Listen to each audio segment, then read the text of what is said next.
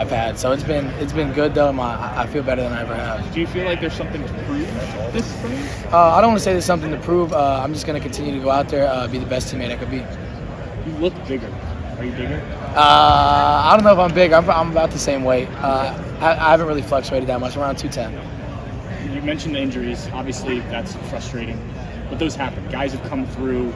Johnny Dixon, I think, is the most recent example of a guy who later in his career really came on and finished well. How frustrating has that been? I know we've asked you this before, but how frustrating has that been? And what is it going to take for you to be the player you know you can be? It was definitely disappointing, just the shoulder and then all the other stuff that I've had, all the just little tweaks and things here and there. But like I said, my routine's changed a lot, and I feel like those obstacles have made me stronger as a person and just stronger as a player, just seeing as I can overcome them and constantly just make my way back into things. But to be the player I want to become, I got to put my body first, I got to put my mind first, and I just got to continue to improve day in and day out. How's your routine? How has your routine changed? It's just a lot of stuff, especially just what I'm putting in my body. The amount of water I'm drinking, just simple stuff like that, sleep, everything like that, and just like cryo and Normatec, stuff like that, just constantly taking care of my body and just maintaining. I know you guys are all close in the receiver room and whatnot, but Jackson's done what he's done already. You saw Marvin in the Rose Bowl. You were out there a decent amount in the Rose Bowl, but didn't have the same numbers, and Mecca gets talked to. Is it a little frustrating from that sense that these guys are proving it and you haven't had that chance because of what's happened? No, I can't say it's frustrating. Like I said, my goal is to be a better teammate and continue to be a better teammate. And those are my guys. Jackson and I came in together.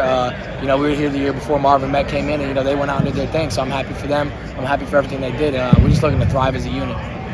I know last year we were talking to you a lot about how when you came in, you had maybe some catching up to do with running routes and stuff just because of the offense you played in high school.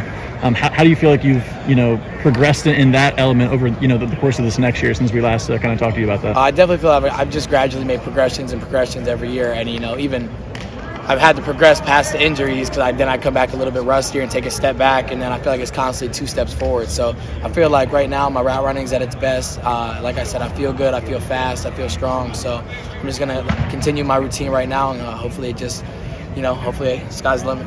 Have you been fully healthy since the end of the season? Or at what point did you get fully healthy, I guess? I had that little hammy tweak at one point, and it kind of nagged for a while, and it was a pain. But I would say I was pretty much almost fully healthy at the end of the season.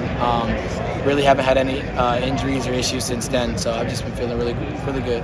How inspirational is it to have a guy like Cam Babb who's maybe gone through even worse injury situations than you over and over again? And is that a guy you've talked to maybe when you've had to deal with some of those issues? Oh yeah, Cam and we talked a lot about stuff like that, and all the times I kind of get disappointed in myself and get down on myself about just the little things that I've had going on. I just always think back to Cam, and he's been through it all. He's been here a while. He's just had constant injuries, and it's great to see him back on the field now doing his thing. But he's just a great dude.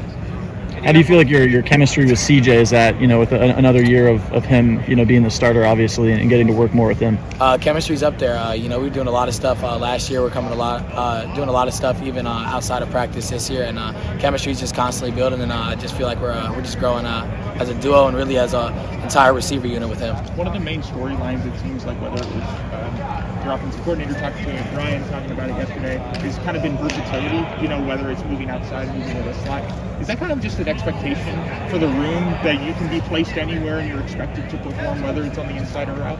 It's definitely an expectation, especially now. We're expected to know full concepts, not just focusing on one position, and that full concept is going to help you at every other position and every other, teach you everything about the rest of the play. So just being able to know everything makes you so much more versatile, like you said.